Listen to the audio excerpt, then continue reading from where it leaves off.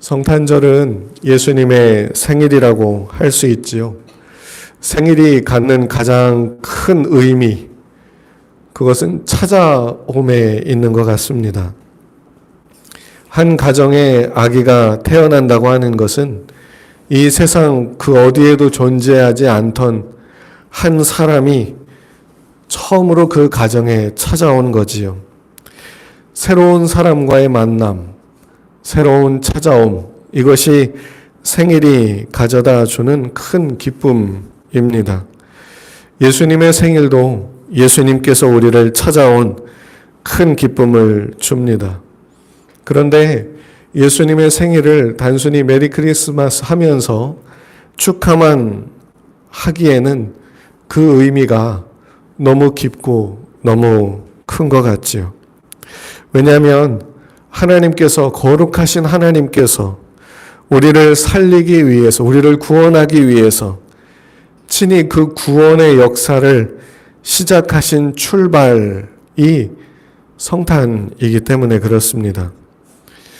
성경에서 예수님의 생일을 소개할 때는 보통 사람들의 생일을 소개하는 것과는 많이 다른 것 같아요.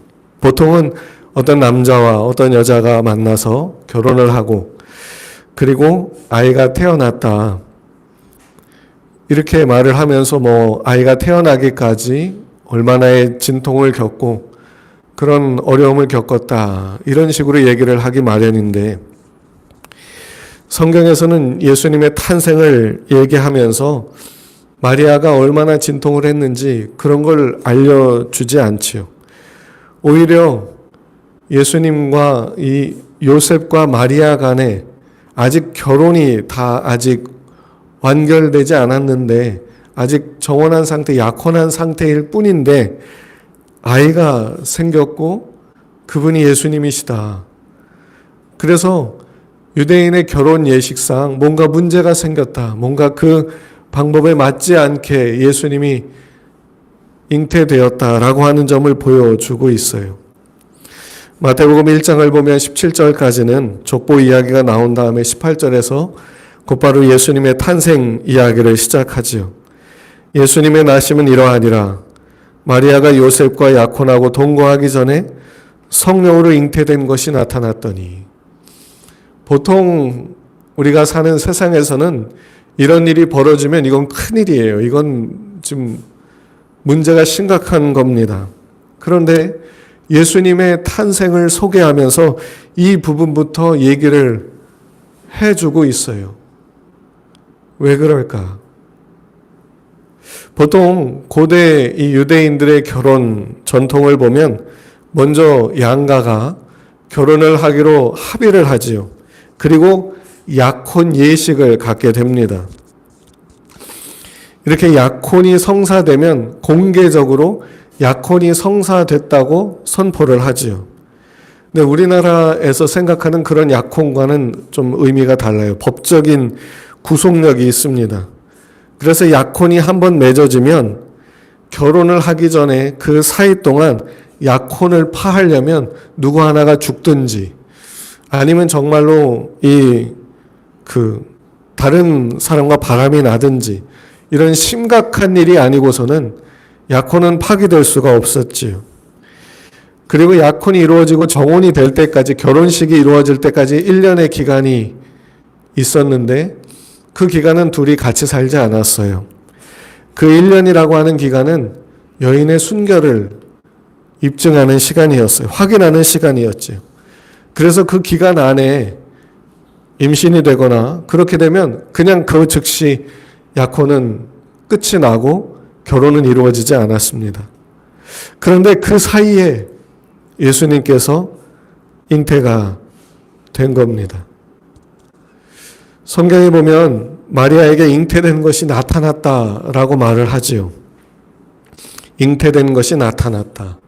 이 말은 겉으로 봐도 저 사람 아기 가졌네 라고 하는 게 보여진다는 얘기예요. 지금 큰 일이 벌어진 거지요. 이 일을 알게 된 요셉, 이 요셉이 이제 당황하게 되는 겁니다. 이걸 어떻게 처리할까? 근데 요셉은 마리아에게 일어난 일이 무엇인지 알지 못했습니다. 마리아가 어떤 일을 겪었는지는 누가복음 1장에 나오는데 요셉과 약혼을 한 이후에 천사가 마리아를 찾아오지요. 은혜를 받은 자여 평안할지어다. 주께서 너와 함께 하시도다. 그러면서 천사는 마리아가 잉태해서 예수 그리스도를 낳게 될 거라고 이야기를 해 줍니다. 이 말을 들은 마리아는 심각해졌지요. 아직 요셉과 결혼하기 전인데 자기에게서 임신한 표가 나타나면 자기는 어떤 처지에 이르게 될지 너무나도 뻔한 일이었거든요. 그래도 하나님이 하시는 일이니 그렇게 되기를 원한다 라고 그 믿음을 고백합니다. 이 일을 알지 못하는 요셉은 자기랑 약혼한 마리아의 배가 나오기 시작하니까 충격에 빠집니다. 이 일을 어떻게 처리할 거냐. 세 가지 방법이 있지요. 그냥 결혼해서 누군지 모르는 아기를 내 아기처럼 키우는 거가 한 가지 방법이고, 두 번째는 파혼을 해서 약혼을 취소시켜서 마리아로 하여금 그에 대한 대가를 치르게 공개적으로 하는 것이고, 세 번째는 약혼을 파기는 하되 비공개적으로 아무에게도 알리지 않고 그냥 몰래 해가지고 그냥 그 일을 끊어버리는 것. 요셉이 택할 수 있는 건 몇 가지 되지 않았어요. 그래서 요셉은 의로운 사람이라 이 일을 드러내지 않고 그냥 가만히 이 일을 정리하려고 했지요. 공개적인 수치를 당하는 건 아무래도 사랑하는 여인이다 보니까 그것만큼은 막아주자. 근데 이 사람도 자기도 하나님을 섬기는 사람으로 그런 일을 감수하고 살지는 못했던 것 같아요. 그때 성령님이 요셉의 꿈에 나타나셔서 말씀합니다. 다윗의 자손 요셉아, 내 안에 데려오기를 무서워하지 말라. 그에게 잉태된 자는 성령으로 된 것이라. 여기까지가 예수님의 탄생과 관련된 내용입니다.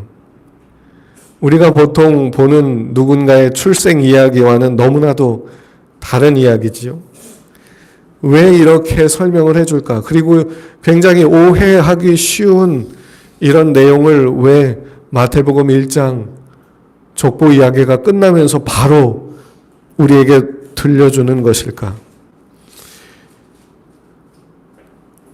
아직 남자를 알지 못하는 마리아가 아이를 잉태하고 출산하게 되는 것. 이러한 내용을 가르쳐주는 이유는 한 가지입니다. 예수님이 우리의 대속자가 되신다는 것을 보여주기 위해서지.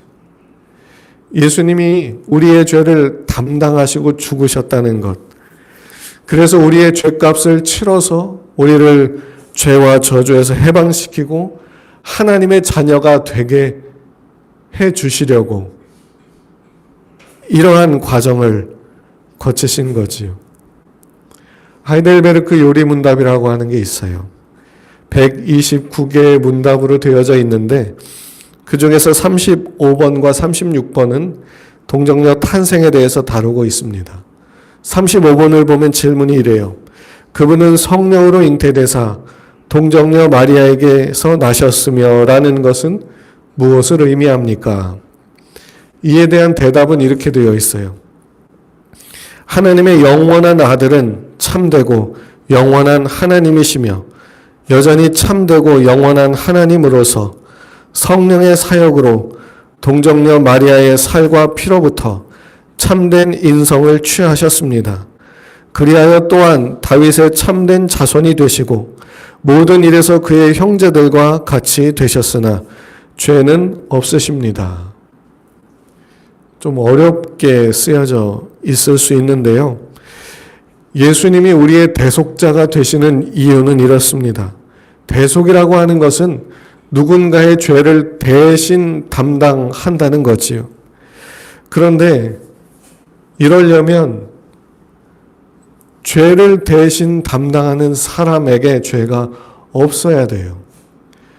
죄를 담당하는 사람에게 죄가 있다면 그는 자기 죄로 죽는 거지 다른 사람의 죄를 대신 짊어질 수 없지요. 죄값을 치러서 세상에서는 그냥 누가 대신 죽을 수 있지만 내가 태어날 때부터 가지고 있던 죄성 그리고 수없이 지었던 그 모든 죄를 다 씻어버린다. 다 없이 함을 받게 된다. 그래서 의롭다 함을 얻게 된다. 하려면 누군가가 죄 없는 정말 나와 비슷한 죄가 없는 이런 인간의 죄를 가지고 있지 않은 누군가가 이 죄를 다 뒤집어 써야 되겠지요. 근데 그게 사람으로서는 불가능한 거 아니겠습니까? 그분이 하나님이셔야만 하는 이유는 죄가 없으셔야 하기 때문이지요. 그래서 그는 참 하나님이셔야 했습니다. 그런데 그는 또한 참 사람이셔야 됐어요. 인간이어야 인간의 죄를 대신 짊어질 수 있기 때문이지요. 그저 신으로 계신다면 명령 한마디면 끝날지도 몰라요. 그런데 그분이 참 하나님이시면서도 참 사람이 되셔서 우리와 같은 사람으로 오신 것은 우리의 죄를 대속하기 위함이면서 더 큰, 더 깊은 의미가 또 여기 숨어 있습니다. 천사 가브리엘은 나사렛에 살고 있었던 마리아에게 나타나셔서 성령이 내게 임하시고 지극히 높으신 이의 능력이 너를 덮으시리니 이러므로 나실 바 거룩한 이는 하나님의 아들이라 일컬어지리라 이렇게 말했습니다. 여기 보면 지극히 높으신 이의 능력이 너를 덮는다 이렇게 말하죠. 이 덮는다라고 하는 표현은 창세기 1장 2절에서 하나님의 영이 수면을 운행하셨다라고 할 때 그 말씀을 떠올립니다. 마리아에게서 하나님의 능력이 임하여서 새로운 창조의 역사가 일어나는 거지요.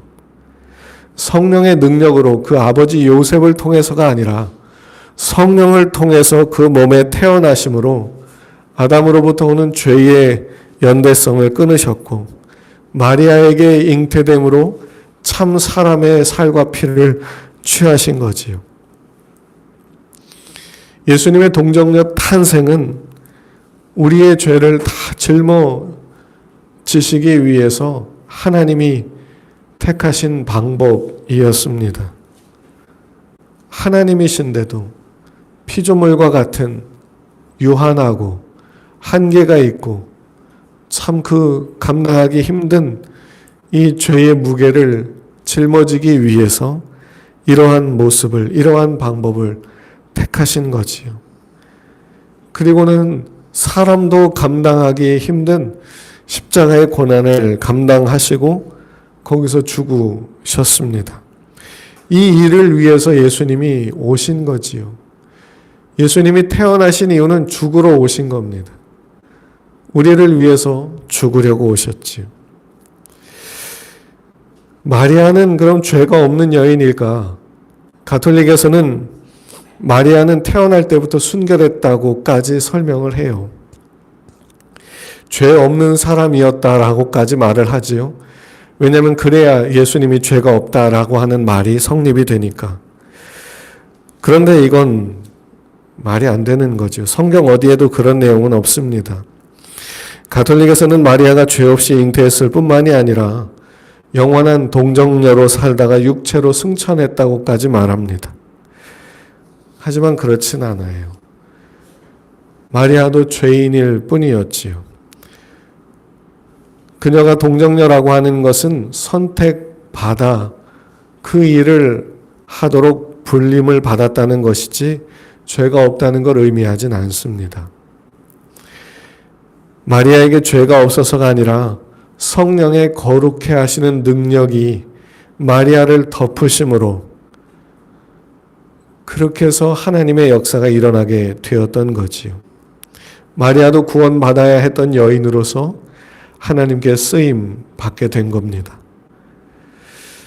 기독교 신앙에 있어서의 이단은 참 하나님 그리고 참 인간 이것을 인정하지 않을 때 이단들이 생겨납니다.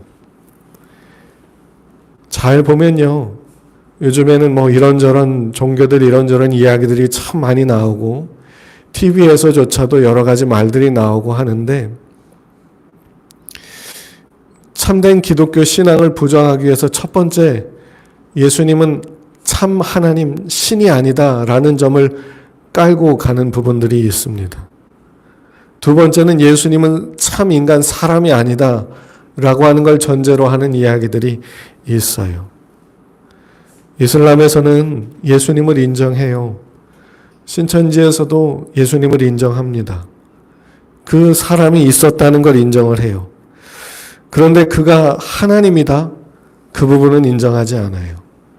그래서 많은 이단들을 보면 예수님이 실패했다라고까지도 설명을 해요. 그분이 실패했기 때문에 잘했지만 십자가에서 죽음으로 실패로 끝났기 때문에 나를 통해서 이렇게 된다. 이런 식으로 이야기를 하지요. 근데 놀라운 건 정통 신학을 가르치는 신학교 교수들 중에서도 참 애매하게 이야기하는 분들이 있어요. 예수님을 보통 사람이라고는 말하지 않아요. 하나님인 것처럼 얘기를 하는데 잘 들으면 그렇지가 않아요. 사람들 중에서 굉장히 뛰어난 사람, 누가 봐도 인격적으로나 성품적으로나 능력적으로 뛰어나서 하나님이 이렇게 보시다가 그가 너무 뛰어나서 그를 고양시켜서 그를 그렇게 올려주었다. 구원자처럼 삼았다라고 하는 이야기도 있고 또 어떤 이야기는 예수님은 신이라고 말하는데 인간과는 다른 신적 존재지만 하나님이 만든 신이다. 이렇게 말하는 곳도 있어요. 그리고 예수님의 사람됨을 부정하는 경우도 있지요. 성경에서 나오는 많은 영지주의 이단들이 그렇습니다. 예수님이 우리와 같은 참 사람이 되셔서 우리가 느끼는 것과 같은 이 한계, 슬픔, 고통, 눈물, 괴로움 이걸 다 겪어 주셨지요. 우리와 같은 고난을 당하신 분입니다. 그래서 우리가 겪는 어려움과 우리가 겪는 고통을 주님은 다 아십니다. 우리가 얼마나 이 육체를 가지고 살면서 이 세상을 살아내면서 얼마나 괴로워하는지 아시지요. 예수님의 동정녀 탄생은 참 우리에게 깊은 의미를 주는 것이 하나님과 교제할 수 있게 되었다는 거예요. 우리는 이걸 너무나도 당연하게 들어왔고 당연하게 생각하고 있지만 하나님과 인간 간의 교제가 이루어진다는 건 거의 불가능한 일이지요. 신이 인간의 모습이 되셨다라고 하는 건 인간으로 하여금 신과 함께 거할 수 있게 하셨다는 것을 의미하는 거 아닙니까? 그래서 서방교회, 동방교회 이렇게 나눌 때 동방교회에서는 신이 인간이 되었으니까 인간도 신이 되는 거 아니냐 이렇게까지도 이야기를 했어요. 지나친 표현이긴 하지만 그래도 거기에서 우리가 알 수 있는 건 뭐냐면 우리가 하나님과 함께 살게 되었다는 거지. 하나님과 함께 살게 되었다. 하나님이 우리와 함께 해 주신다. 나는 신이고 너는 인간인데 역시 하는 걸 보니까 영 아니다 하면서 그냥 버리고 떠나시는 것이 아니라 계속 함께 해 주신다는 거지.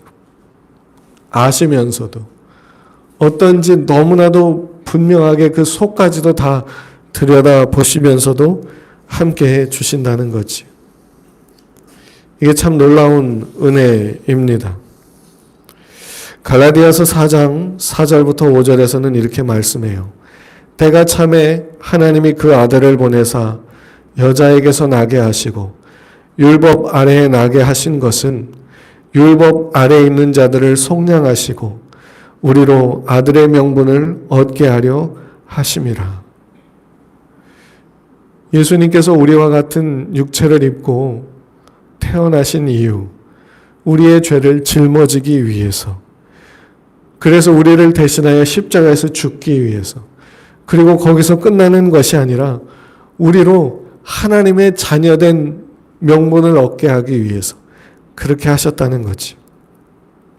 여기서 명분을 얻게 했다는 이 헬라어 단어의 의미는 양자를 삼으셨다는 겁니다. 입양을 했다는 의미예요. 입양하셨다. 우리와 같은 이런 존재를, 죄를 지을 것이 너무나도 100% 분명한 존재인데도 불구하고 그분의 자녀로 삼아주셨다. 그리고 말씀하시고 기다리시고 권면하시고 회개하기를 이야기하시며 기다리셨다가 회개하면 또 붙잡으시고 또 이끄시고,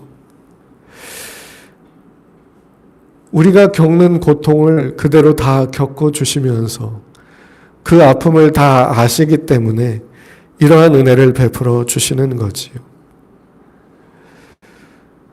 예수님의 동정녀 탄생으로서의 성육신은 이러한 은혜를 가지고 있습니다.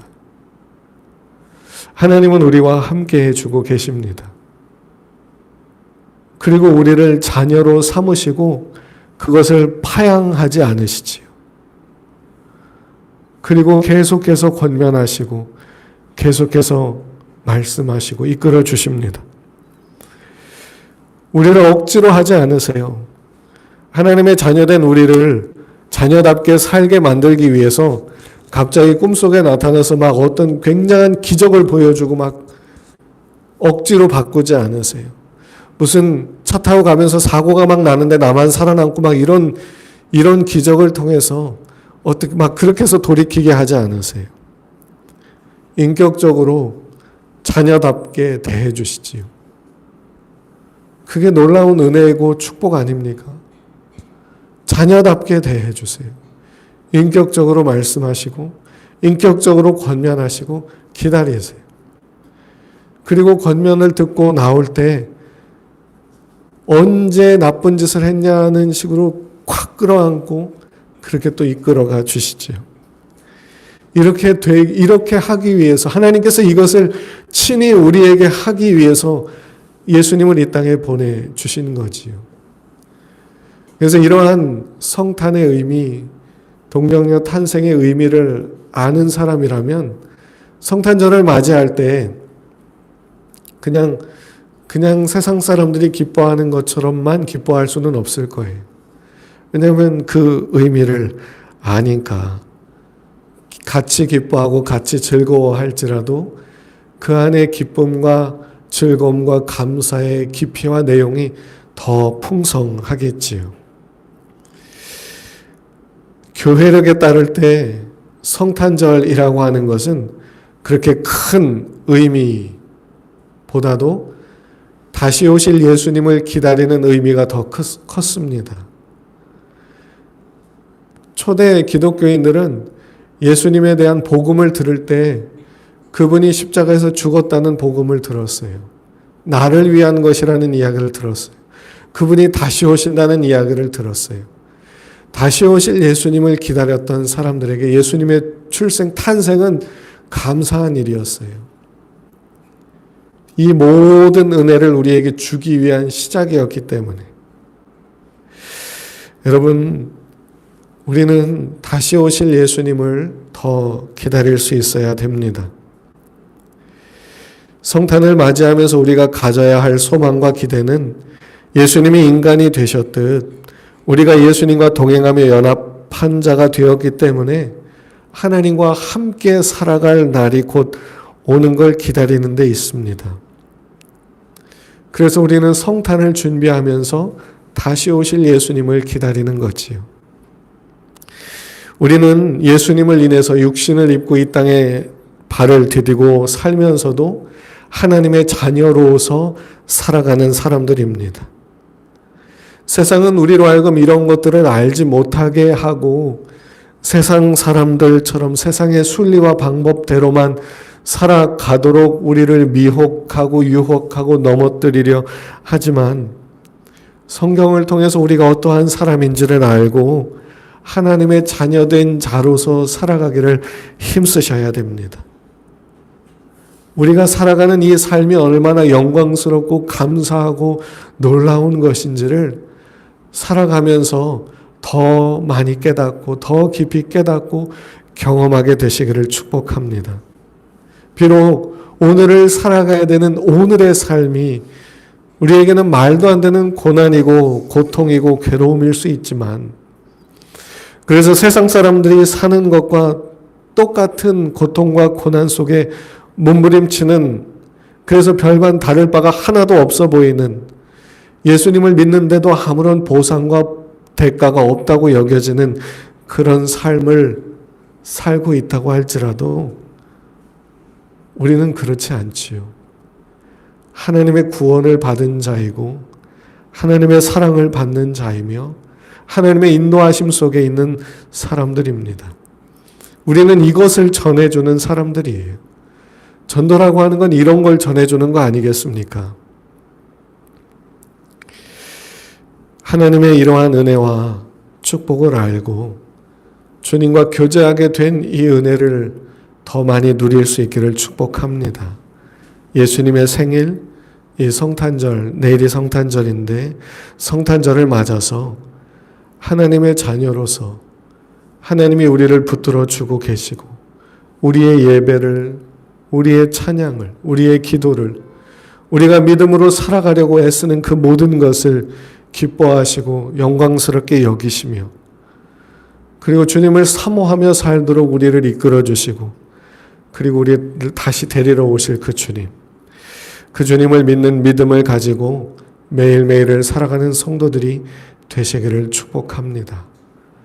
하나님께서 우리와 늘 동행하시고 우리의 발걸음을 인도하시고 우리의 삶을 통해 영광을 받으실 겁니다.